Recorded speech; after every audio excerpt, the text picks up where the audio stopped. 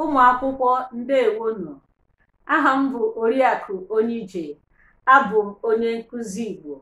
Achọrọ m iji ọnụọgụgụ Igbo were gụọ egwu.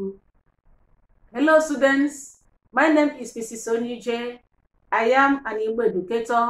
I want to sing a song with numbers 1 to 10.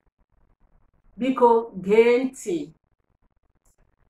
Otu, abụọ na atọ, anọ, isii na isii, asaa, asatọ na itoolu, iri ha bụ ọnụọgụgụ.